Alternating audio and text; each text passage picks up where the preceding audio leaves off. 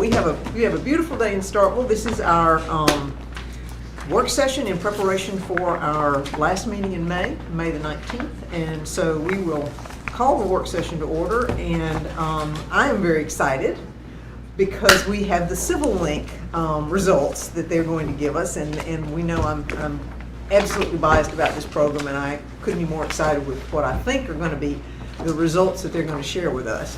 But before we do that, I'm going to, during the work session, and I will do it again at the board meeting, acknowledge that this is our last work session with Mr. Burnett. He has been an extraordinary employee for how many years now? You came in 13, so 13 years. Time flies. And he is he's the initiator of this, and so that makes me very excited that we're going to be able to get this presentation before he leaves us. So I will say it again, but I know that the board feels the same way. We have been delighted with all that you have done, and we'll miss you and wish you the very best. So, all right, with that in mind, I will leave it to you to make the introductions and move forward the work session presentation. Yes, ma'am. Thank you. So we have Civil Link with us today, and they're going to give us an update on our roadway maintenance program. So a quick recap on that program for everybody. We started this in 24, and this is our third year, or we finished 3 years of the program. So we committed to a 10-year plan, so we're about 30% through that plan. So at this point in time, Civil Link's update will include an update on what we've done in the past 3 years. To remind you what they have done for us, the first thing is they assess all of the streets that we have. So they route the roads, and they give a ranking for each of those roads. It's on a scale from 1 to 10. 1 is the worst, 10 is the best. And so every road in Starkville, we know what the condition is at that point. They also tell us for all of those ratings, what is the treatment type. So for any road we have, there is a treatment for that road out there. And then lastly, to me, where the magic really happens is they provide us a funding allocation plan. So what that does is it says with this budget and the type of road you have, if you spend the money this way, you will gain life. And that's really where we need to kind of know how to spend those dollars. The way that works is for each of your categories, a 2, a 3, a 4, the plan will tell you how much funding to put in each of those categories. Okay? Civil Link does not tell us what roads to do, although they could. They don't tell us to do these roads, they tell us how to spend the money. So we still have full autonomy over picking roads, but when we do that, we make sure the money follows the categories to make sure we're getting right. So if I was listening to this presentation, the things I would want to listen for are how much has our average road condition grown in the past 3 years? I would want to know how much have we paid down on our debt. So I remember Mr. Dan said that first time we have a $34 million problem. So how much has that come down in 3 years? And then the last thing I want to know is what happens at the end of year 10 when we're finished with the program. So I won't let the cat out of the bag on the well, this is Chase Dabbs, we've got Cody Osterson, and Principal Mr. Dan Cordell. Okay, wonderful, and thank you for being here. Cody, do remind us where we were in terms of the status of our roads, or maybe they're going to do that, but that change that we've seen. So where were we and where we are now in terms of status of the. You mean like total roadway condition improvement? Is Yeah. that what you're asking? Yeah. Anyway, it's in the It'll be part. presentation. All right, We'll get great. to Well, it. Yes, then ma'am. don't let me I don't get in wanna your spoil way. it. I'm sorry. Yes, ma'am. Okay, go ahead. Well, thank y'all and good morning, everybody. So, I guess standing right here is okay. A couple things I want to touch on was kind of some project goals that we were looking to do with this resurvey. We wanted to evaluate all roadway conditions, review our long-term preservation strategies and the progress we've made towards that. We want to continue to maximize roadway life and infrastructure investment through limited funding available, reduce costly reconstruction through proactive maintenance. And another big goal of this report right here is to see, is the plan working? So we came up with a plan 3 years ago that y'all implemented, and we're trying to see, track the progress and see how we're doing on it. So methodology, and Cody kind of touched on this a little bit. So we go out there and we ride all the roads, and then we have videos that we take back, we review, we're analyzing the pavement distresses. Based off those pavement distresses, we do assign an RSR from 1 to 10, 1 being the worst, 10 being the best. For each RSR, there is associated treatment that we use. We break down our roads by functional classification. This just kind of lets us rank the roads of what would be a priority to treat roads that typically see more traffic, you want to treat those first because you're affecting more people that travel those roadways every day. And then, like I said, we determine the appropriate treatment for each road. We get into our engineering considerations here, down here at the bottom. I'm sorry. Pretty far. There we go. Let's try and get the point. Still not working. Sorry. So down here at the bottom, you see these are our treatment models here.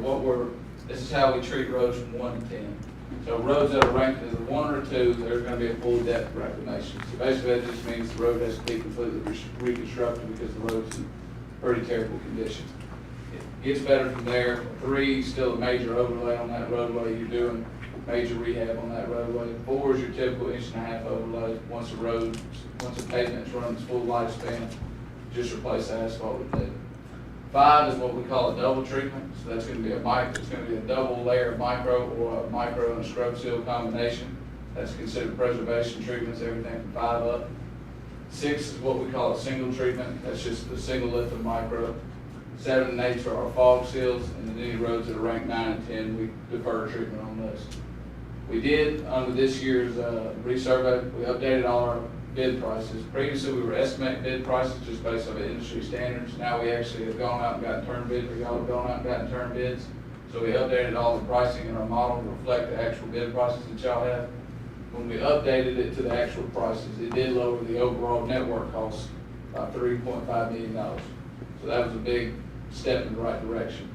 We've also gone through with this resurvey and updated our patching percentages just to better reflect field measurements. Some of the previous patching percentages we were figuring were a little bit high and had the cost inflated a little bit. This is a map of all the road work that Starkville has completed since our initial survey in 2023. So since 2023, the city's been spending approximately $3.2 million annually on the roadway network. They've also done capital improvements in addition to that. You see right down here at the bottom right corner, this is the total amount of lane miles we've treated since 2023, about 106 lane miles, which is about 1/3 of the city's road network. So we've made a lot of progress in the past 3 years in treating roadways. This is a map of or a graph of the current system conditions. So you basically have your breakdown here. You've got all your different road types: overlay concrete, gravel, chip seal asphalt, concrete, and asphalt. And then everything's broken down per RSR and the amount of lane miles that are in each rating.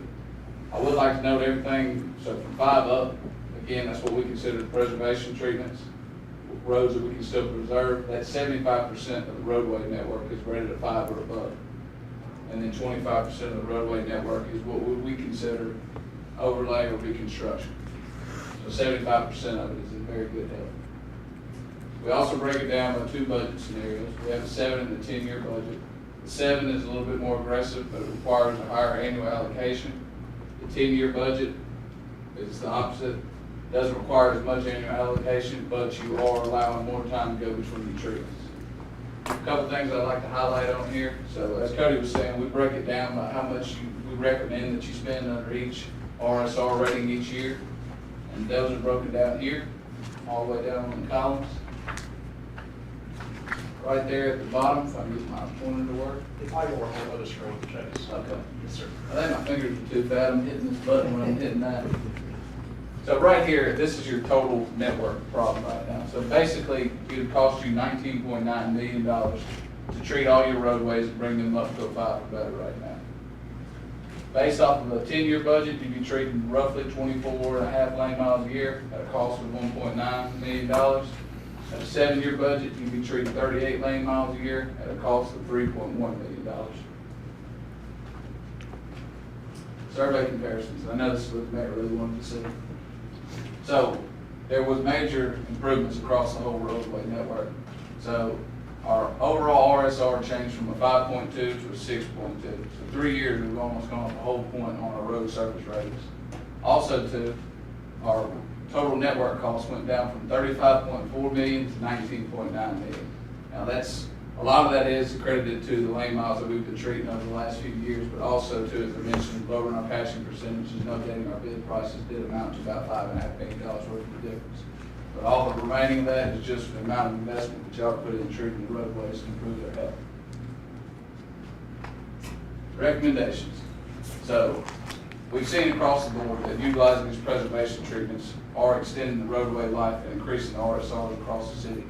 So we'd like to continue to use those preservation treatments so we can treat as many lane miles as we can.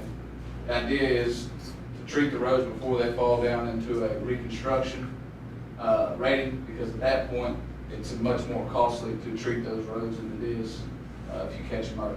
And that's kind of demonstrated right here in this table. You see your cost per square mile, or excuse me, per square yard. If you're doing a micro, a single lifted micro, which is what we call a single treatment, or a double lifted micro, you see you go from $11 here to then you're at $20 to overlay, and it even gets even costly if you let your roads fall all the way down into a RSR2. Also too, over here on the side, we just put in basically the life extensions you can expect by using these treatments. So by using a fog seal, 3 years, single treatment, double treatment, you're going to get 7 to 10 years life extension on those. So it allows you to treat a lot more lane miles and keep those roads from falling down into those worse RSRs where it costs more money to fix. At the end of year 7, so you saw back there, the 7-year plan was a $3 million allocation, $3.1 million allocation annually. If you continue that $3 million allocation, in 7 years from now, all of your roads should be an RSR 5 and better, meaning that they're all preservable. You can use preservation treatments, which are a lot more inexpensive to treat these roadways. And ultimately, just keep your roadway network out. All right, I know I breezed through that kind of quickly. I don't want to take up too much of y'all's time. I'm happy to answer any questions y'all may have. I'm sure they've got some, but I just want to say, I did have one question. So we were 75% now. What were we before? Did I miss that? I don't know that I've. 90, yeah, it was at the bottom, I think, Okay. of another slide. Oh, Yeah, okay, right there it there, is, 99. Okay, 78.5. I did not see that. Yeah. Okay, so we were, So here's, I should have emphasized this a little bit more. So you lost basically 20 lane miles that were in rehab state, yeah, and then you gained those miles in your preservation state. okay, Yeah. all right, cool.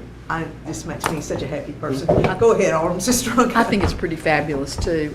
Would you go forward to the slide that slide? Yes, ma'am. So roads that get to the point where they've got to be rebuilt. Yes, ma'am. It's going to cost us 6 times as much to rebuild it as it does to do a double treatment, but we're only gaining 8 years more of life. Is that? So yes, ma'am. So for full depth reclamation, so once the road gets to be that level of treatment, really the only thing you can do to fix it is a full depth reclamation, because you have structural issues on the road. If you did do an FDR on a road, you could expect about an 18-year life on that roadway. But if you had caught it earlier, it would have cost you less to treat it, and Yes, you would have ma'am. gotten It basically costs you a sixth of the price. You But could have more extended than- that life 7 to 10 years. right. So Okay. the idea is to catch them early and to keep them preserved so they don't fall down into those categories. Exactly. They cost so much money. Exactly. And you don't want to spend all $19 million in 1 year, because then that $19 million problem rolls back around at the same time. That's right. Yes, ma'am. And so in what you've provided us, we can see the status of the roads that you rode and their condition and all of the same thing as last time, right? Yes, ma'am. So there's a map right there. I think you're on it, Mayor. Of course.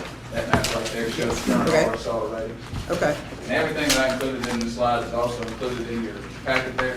Okay. I just was kind of touching on the high points. But yes, ma'am, all the information is shown on that map there. At Well, the- go ahead. I was going to say, at the end of the process, right now we would spend about $3 million on this program annually. At the end of the process, about how much in today dollars do you think we would need to spend?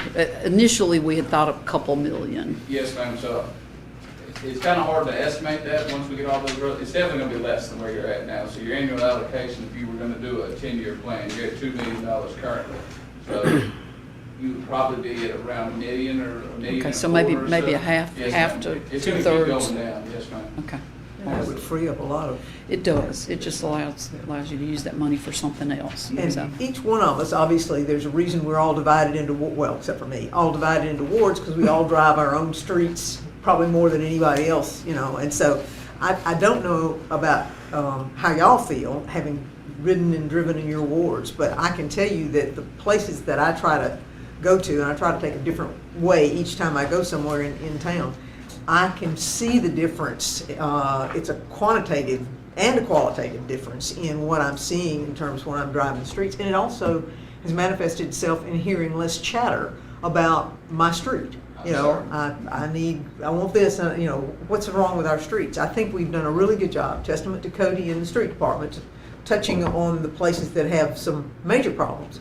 But in terms of treating the overall streets in town, I believe we're seeing success. So I just want to say that as a part of, thank you for the program and all that it's done to make a difference for us. Yes, sir. Go a little further, by the way, I'm Dan Cliff, and he skipped over, but to go over a little bit of what you're indicating now, there are a lot of indications that the program the plan is working and it's improving. One was the overall rating improvement, which doesn't sound like a lot, going from a 5.4 to a 6.2.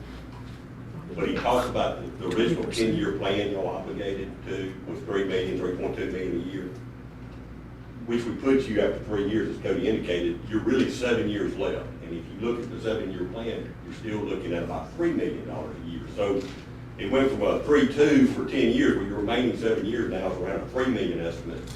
So you see you're making improvements by obligating that 10-year program.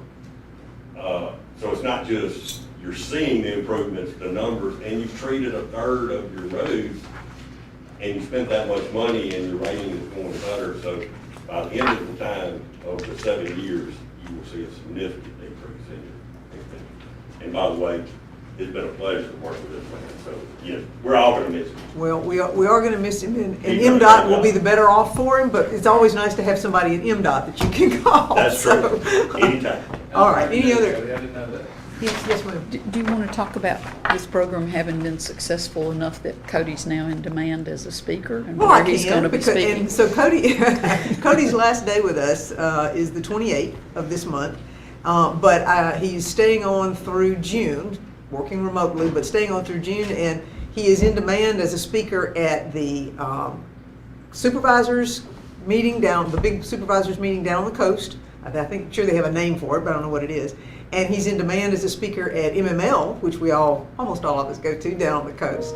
And he's also going to be giving this presentation at Rotary in June. So all of those things are important because they reached out to him. I mean, we didn't go out and go, gee, we got this great idea of somebody that ought to be talking to you. That's how important this program is in terms of each one of the municipalities and each one of the counties in trying to save funding. And I know Oktibbeha County is looking at it. I'm not quite sure how they're approaching it, but they're still looking at pavement preservation as an option. So I think it speaks very highly of Cody, and I think it says a lot about us that we were willing to take this on. So I'm excited about that for you, and I think your representation for the city will be wonderful. And so thank you for that. So any other questions while we got these folks in the building? So there was nothing of note that you would share with us based on what y'all have seen beyond the presentation? No, ma'am. Okay, all right, well, thank you. Highlight. Thank you so much. I can't tell you how many times I have referred to this over the last 3 years or so, just in kind of looking at it. Yes, ma'am. So I appreciate that. And do we have the PowerPoint, Joel, access to that for Yes, ma'am. our website and for the website? Yes, ma'am. we do. Outstanding. All right. Thank you, gentlemen. Yes, ma'am. Thank you. Appreciate it. All right. Great. Back to you, sir. Cody, anything else before we move from this particular element and go into the agenda? No, man, I appreciate the kind words. Those guys get way more credit for nothing than what it's worth, but I do appreciate it. All right, good deal. All right, the agenda for the Tuesday, May the 19th meeting. We've got a couple of sets of minutes. Mr. Huskisson, those are good for you. Okay, Ms. McLaurin, you as well? Consent for those two items? Okay. And then we're going to have some employee introductions. I need my reminder of the Sanitation Memorial Day garbage pickup, which will be citywide on that. Of course, there he is back there. Citywide on that Tuesday, and Memorial Day celebration. I think it starts at 11 out in front of the courthouse in its usual location. So that'll be the Memorial Day. I think there's planned participation. It's usually a very nice event. So then we've got public hearings. This is Ruth Road, and I'll go back to a slight explanation that I think we've discussed in the past. But Ruth Road is the property that we dealt with over 2 years ago. And we were in court for these past 2 years, and unfortunately, 21-1911 code section does not allow for a totaling of the time if we're in litigation over it. So we have to bring it back. You have a 2-year window in which to deal with the 21-1911 issue, and so we're at a point now where we have to bring it back to the city for action again on these 4 properties. Mr. Huskisson, did I say that correctly? Yes, ma'am. Okay. And so, but the original litigation associated with it has been closed out. Yes, ma'am. Okay, thank you. All right, so it's 201 Ruth Road, 245 Ruth Road, 305 Ruth Road, and 325 Ruth Road. And all of them we have seen before, but obviously all that information will be updated and they will be public hearings, so. All right, so under mayor's business, I want to pull item A or take item A off, and we will consider that at a time later in the meeting under an executive session. So if we'll pull that one, so Joanna, if you would mark that one. Okay, thank you. Mayor, does this qualify for executive session? It will, as a part of the discussion, we'll come out and then vote on it. So I'm just pulling it for now, so that there'll be clarity in executive session. I understand what you said, but my respectful inquiry is, this is an agenda item about extending the contract. Yes. So, without getting into any detail, does this qualify within the meaning of the law? And after all the details. By itself, no, it does not. That's all, that's ma'am, that's Right. of course. No. Thank you. But it will rise to a level of information. I got it. All right, thank you. Then the next one is the lien, and these are liens for properties that we have prior to found them in violation of 21-1911 and have cleared them. So if we could do consent for those items? Okay. And then there's a resolution vacating a public lane. Okay, so here's a little of the story that goes with this, and I'm almost embarrassed to say it. I used to own this property, so I don't own it anymore, so we're not talking about conflicts of interest. But the particular property that we're talking about, I guess I had it for like 20 years and did not realize that it was a public lane. And when I purchased it back in 2002 or 3, did pay no attention to it, did not recognize it as such, and it was used as access to apartments that I owned. So for absolute transparency, when I sold it, I was surprised a couple of years later when this came up as a discussion, because I'm just ignorant of what I tell you.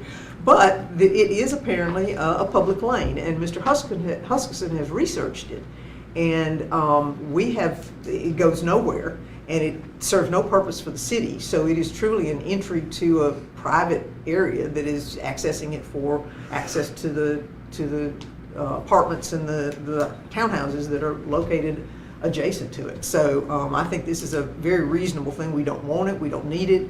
We certainly don't want to obligate ourselves for keeping it up. So I think this is a reasonable resolution. So is there anything further that would need to be done on this? Because doesn't state law kick in, and then whatever we have abandoned cedes to the adjacent owners? Cedes the owners. Yeah. Both the owners are aware of the abandonment.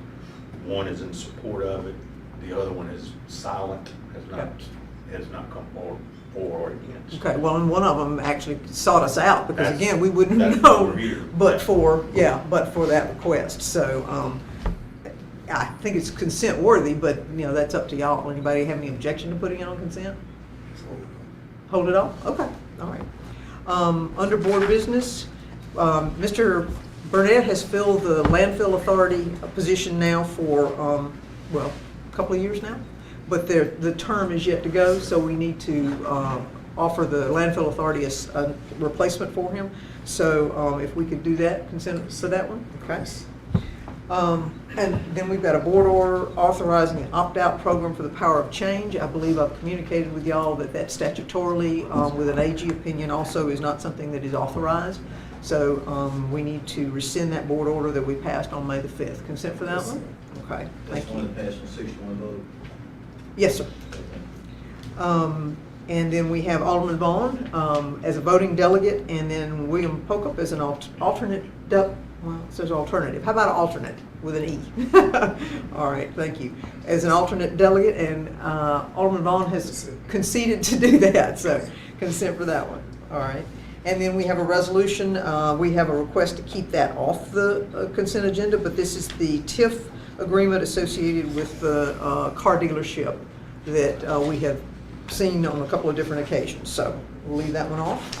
Airport has no items, and there you are, Mr. McCaskey is representing Community Development Department on these two items. So. Yes. All right, so the first one is a preliminary plat 2501 for Sterling Ridge. And so this one near Mockingbird Road, this is in like the northwest side of town. And so it's 163 lots. The Planning and Zoning Commission unanimously voted to approve the request with 5 conditions that were attached to it. Okay, so it's a preliminary plat. Any concerns with, oh, go ahead. I would just like to ask, there were 5 conditions attached to it. And that was formerly in my ward, it's now in Alderman Moreland's ward. The area has flooding issues, and the streets in that older neighborhood were constructed not to what we would require these days. Do those standards, those conditions that are attached, address those issues sufficiently? I'll let the city engineer speak specifically to it, Commissioner. I'm happy to, yes ma'am. So for the drainage specifically, they're non-prescriptive conditions. This is what we want to happen. And generally what it says is that flood water cannot increase onto the existing properties to the south. So we're protecting the existing neighbors that are there. And then for all the new homes, knowing that this is likely going to be in a flood zone one day, we're conditioning them to be requested, to be built to current standard, which is 2 feet above that flood elevation. So that would address, in my opinion, the flooding for the existing neighbors and the new neighbors. And then for the roadway condition, there is a strong history of very poor soil, the worst we've had at Starkville. We have a condition that requires an additional buffer under the roadway. This is to preserve the integrity of the road and not give us a liability in the near future. And this is consistent with other developments. We've done this in Portico subdivision. Even at Cornerstone, we undercut our own roads 3 feet. So this condition is to ensure that we're getting a good road. Okay. Yes, ma'am. And that's just one of the features of that part of our town, It is that poor soil. It is, yes. And we've had a third-party geotechnical firm look at the report and give a recommendation. We cross-reference with NDOT's requirements, and we feel that the requests we've made, both from a technical perspective and a monetary perspective, are well within reason for the site. Okay, all right, thank you. Any further questions or discussion? You think it deserves consent? I think if the engineering group is comfortable with it, I'm comfortable with it. Put it on consent? Okay. And then last but not least, for community development, Mr. McCaskey? Yes, ma'am. All right, this is going to be final plat 2605. This is going to be Barter Road. It's more easily known as it's a lot area behind Regions Bank.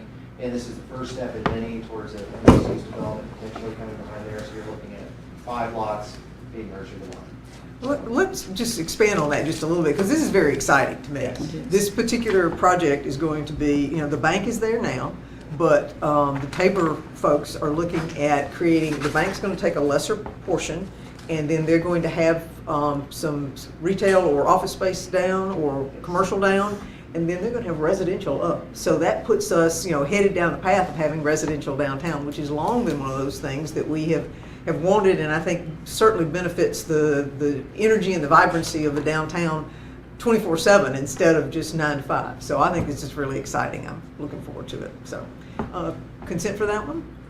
Okay. Then engineering, street improvement list. Cody, this has a little bit of a change. Yes. And if you'd highlight that for the vice mayor. I will. Because he's worked on this as well. Yes, ma'am. Originally, we had Door Welty on the list for pavement preservation.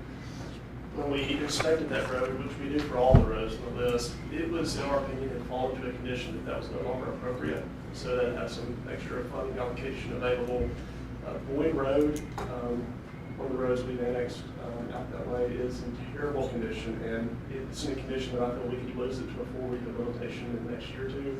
So we have recommended to allocate the funds to that road, as well as to a microsurface barbecue road, which will provide a wearing surface to preserve the soil cement work we did years ago. Both of those have been approved with Octagon County to get a cost share, so the city will get those at 50%. I think our total obligations are around $90,000 rounded up. So it's a very good deal for the city, and it will make sure the roads last for a long time. Yes, and I applaud the vice mayor for continuing to work with the county. I also applaud the county for continuing to support the things that are, sometimes people forget that the roads in the city are in the county. So I appreciate that shared effort, and this is Supervisor Trainer. Supervisor Marvell Howard has been helpful in the past, and this is Supervisor Trainer. So I did listen to that board meeting, and he did make that request of the board, and they did approve it. So we have them on the record. So anyway, I think that's very exciting, and I'm greatly appreciative that they saw that and saw the value in sharing that with us. So can we do a consent for that one? Lovely. And then access and maintenance agreement. This is the easement for the roundabout, or the, yes, roundabout. Go ahead. Sorry, Cody, go ahead. This one is rather innocuous. It's just an easement from MSU land to construct the multi-use path as a part of the roundabout project on Highway 12. It keeps us from having to do a lot of unnecessary grading. So it's IGL has approved it, PERS approved it, and so we just need to get on the record that we have approved the easement and then execute it. And this is that grant that we got for $8 million. So for what's going to be a wonderful entry into town. Very excited about that as well. There's all good news going today. So consent for that one? Okay. And then a MOU with Main Street. This is the Main Street Revitalization Grant. Oh, there you go. Okay, I was going to say, Steve, you pointed to Steve, and I'm looking over here, Chris. So the Main Street folks working with the partnership Main Street, Paige Watson, they got a $500,000 grant to improve between Main Street and 182 on Jackson. You want to give a few details? So it's a $500,000 grant that they got. OCEDA is going to do the match for the $100,000 for us.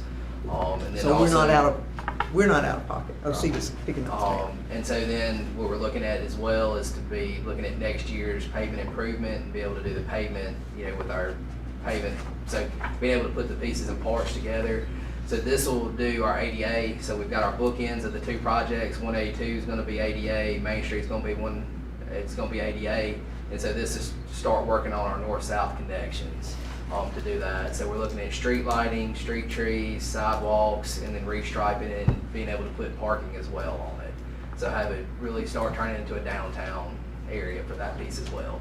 That's going to be cool, because the sidewalk, instead of going up to like Cadence, it's going to go It's gonna down go in and front around. of it. You'll be able to see the mural, make the mural Be able a to see the walkable mural, and area. now we'll, the folks that will be able to walk through there a whole lot easier Yeah, now. cool. So consent for that one? All right, great.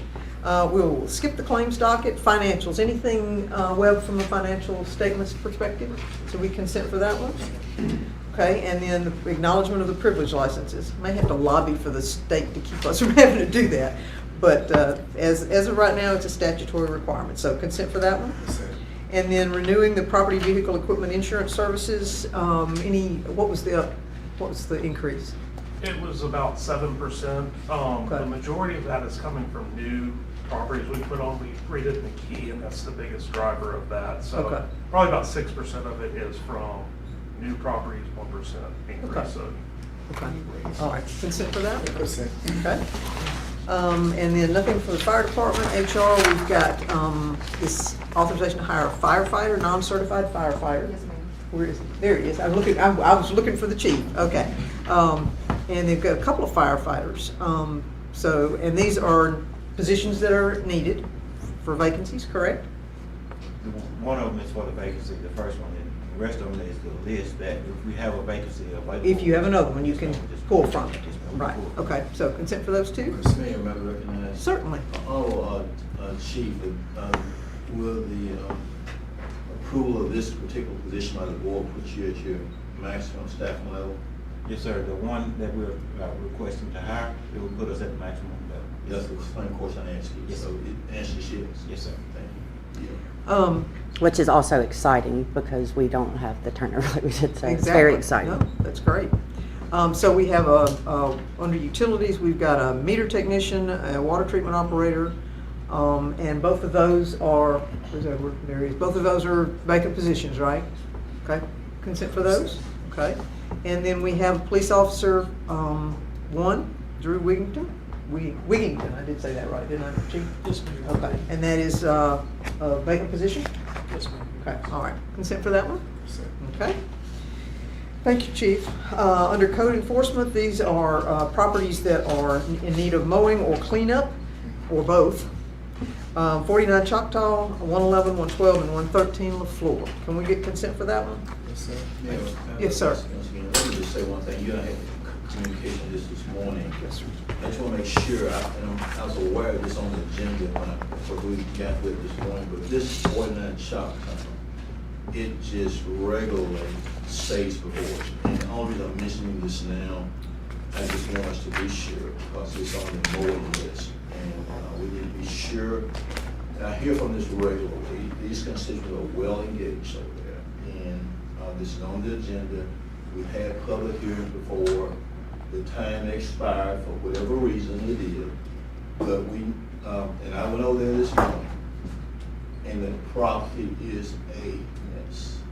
The grass is tall. There's wood up against the back of the house. There's debris in the yard. Or there's an old structure in the backyard. The garage door is visibly inoperable. It's one of those automatic doors. It has a twisted look to it. And the neighbors, middle-class families, probably are there, and they do their best to keep their well-established, family-oriented neighborhood looking good. And the Portal John obviously got removed not long ago. It stayed out there forever. And I brought it to your attention, and you mentioned that this is what's needed. And the only reason I paused here today, so as we plan for Tuesday night, all I'm doing is very respectfully requesting today that we take all the action, so when we go over there, we can be through with 49 Choctaw once and for all. This property's been vacant for so long. The roof was about to cave in. They got to, like, they had to put tape on the top of it, just like it's from a third world country. So the people can get hear from these people. So I appreciate the board in advance and our honorable mayor. We can get this done, and I would be forever grateful, humble, and appreciative. Thank you. Yes, sir. Does it rise to the level of a 21-1911 property? Not sub one, no, because Mr. McMullen has been over there a couple of different times, and it has not risen to that level. Because when it came to us the first time, it was at that level. It was. But if you recall, Mr. Stark, who is now Right. deceased, Right. said he was going to fix it, and he got a Right. building permit and did Some work. work. And then he passed away. So it became. It'll be Yeah, back there yes. before it's all over. Well, Okay. it's got a roof, so at least from that perspective, it's not. Oh, I'm sorry, Chief. Also, we have an early court as well. There are some charges that have been filed with the ownership at 49 Choctaw in our municipal court as well, Vice Mayor, for early June, and I'll get that date to you, sir. And Chief, one last thing, Mayor, might be recognized. Yes, you one may. Last time, I wouldn't say this if it wasn't so repetitive for the board. Chief, and of course, you, as the department, we appreciate you. But I'm representing these constituents before this honorable mayor and board. And as a very respectful request, I stay in my lane with those words. I'm very hopeful that, I know you're gonna do your part, but I'm hopeful that our prosecutor will understand through you that we're sick and tired of being sick and tired of coming with the same thing. So hopefully we'll get a maximum prosecution out of that. And Mayor, I'm asking that he give you a report about that, and you can report, I'll give you a report to the board. Thank you. In fact, if you will give me that date, I may decide to attend court. Yes, ma'am. You do that, thank you. All right, thank you very much. Under utilities, Mr. Kemp, we've got a low quote for a pump at the influence station.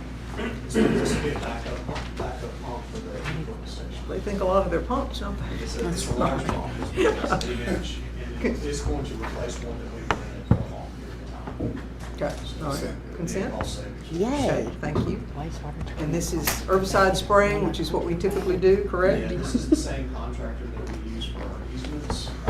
While they're in town, we're going to get them, we're asking to get them to spray additional areas that we don't want any vegetation to grow, such as substations, our new construction rehab, some areas around the lagoon, some places at the wastewater treatment plant.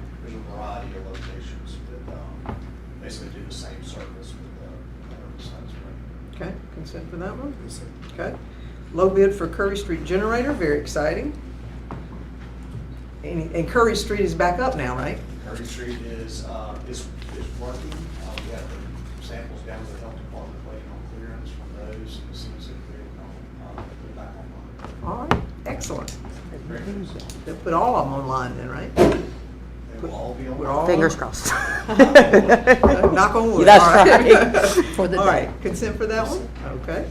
And then we have contract extension with S&S. This is for the clearing of the lines, which I'm going to do also a promo for what you've done as it relates to that, because I think our reliability, I would like us to be able to research what our reliability was, I don't know, 7 years ago, 5 years ago, to what it is now, because I think it's made a huge difference. And I will say to you that I think, in particular, for example, Southwire, who's one of our largest users in terms of their need for that absolute reliability, have been extremely supportive and complimentary of what we've been doing to maintain their ability to keep up and running when they absolutely need to. So I kudos to you on that. So. Yeah, we over the last 5 years or so, we've done a lot of catch up, because there was a period of time where we went away from right-of-way training to the same level, and it definitely affected reliability. And many of y'all know Chip Petty, who helps run that S&S line crew. He does an excellent job. He's a local resident. He knows our system very well. So I recommend to extend it. Okay, consent? Okay. And then change order for increase for the influent lift station rehab project. This is just a minor change order due to some, the way the configuration of the flanges are on bypass connections. Okay, consent for that one. Low quote for installation of a new check valve at Academy Well. 6 and 7 are semi-related, but different components. We have some water hammer that's happening at the Academy well that is received in that line. So we have some valves over there that need replacing. They're Okay. not working right now. So Okay, so both of those? All right. Consent for those? Item 7 is actually 2 control valves, and then 6 is 8. But same location, Yeah, same all need working together. to do the same, solve the same problem. Okay, all right, guys. Well, that takes us through our open agenda. Yes, ma'am? Hey, Edward, I want to ask you a question real quick. I know that the road clearing, we're playing catch up. Could you contribute some of the stuff that's on there for the water, the same thing that we were just trying to save cost? So that's why we need to invest in it. Yeah, y'all noticed the agenda, there's been a lot of valves and pumps and motors that we've replaced over the last 6 to 12 months.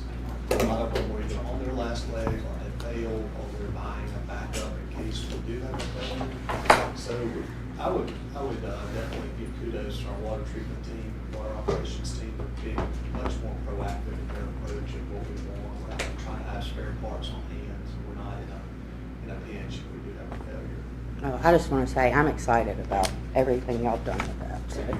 Well, and let's take it back a little bit, because how long ago did we do that assessment? 2 years, 3 years ago? It was in 2023. Okay, so 3 years ago when we did both the water and the sewer assessment, and I remember discussions around the table, particularly like brown water, and so I get a monthly report, and our brown water reports, instead of going from 4 pages, are now down to 1 page and half a page. So I think, again, you've done a really good job of addressing things that community-wide have had an impact and that have created some angst within the community for those issues. And so I don't hear them anymore to the extent, I think I've seen one in the last month or so about some brown water. And of course, Patty Drapala, Mr. Turner brought that to our attention at our board meeting. And I checked in with Ms. Patty, and it actually is her line.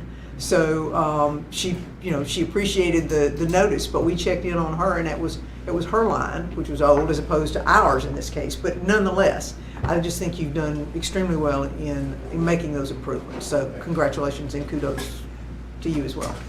All right. Okay, guys. Thank you, everyone. Let's hope for a good baseball week this weekend, because that means we might have a... And softball starts tonight. Yeah, but I'm just talking about what's going to bring the